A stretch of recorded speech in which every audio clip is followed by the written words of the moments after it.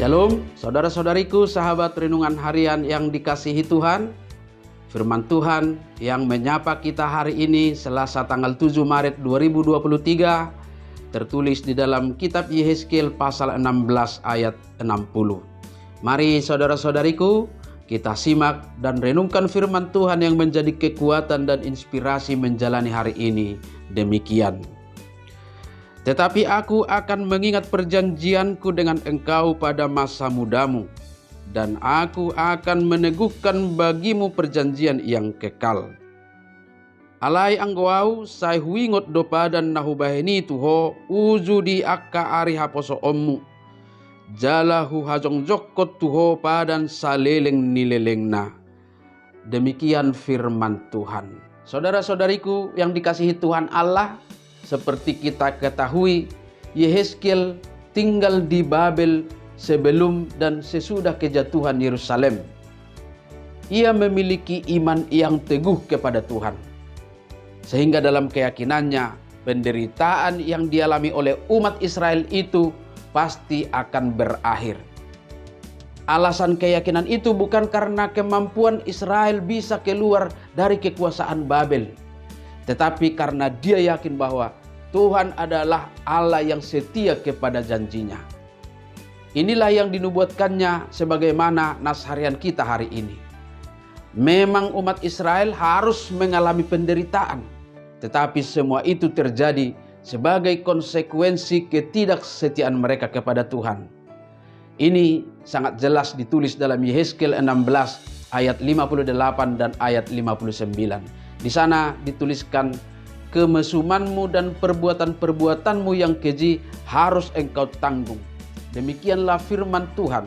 Sebab beginilah firman Tuhan Allah, aku akan melakukan kepadamu seperti engkau lakukan, yaitu engkau memandang ringan kepada sumpah dengan mengingkari perjanjian.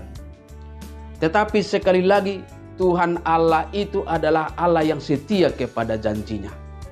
Janji Tuhan yang dimaksudkan di sini adalah janji yang sudah disampaikannya kepada Abraham, Ishak, dan Yakub. Janji yang tidak akan pernah Tuhan lupakan, bahwa keselamatan, bahwa berkat akan menjadi milik umat pilihannya turun-temurun. Hanya saja saudara-saudariku, kita harus ingat bahwa berkat keselamatan turun-temurun itu tidak diwariskan secara generatif atau secara garis keturunan. Keselamatan itu hanya diberikan kepada keturunan Abraham secara iman, yaitu kepada orang-orang yang setia kepada firman-Nya. Satu pertanyaan perenungan untuk kita hari ini adalah, apakah saudara-saudariku akan menjadi pewaris perjanjian kekal itu? Akankah janji itu diteguhkan juga buat saudara-saudariku? Akan diteguhkan buat kita semua? Jawabannya tergantung pada iman percaya kita dalam menjalani hidup ini, seperti yang dilakukan oleh Abraham.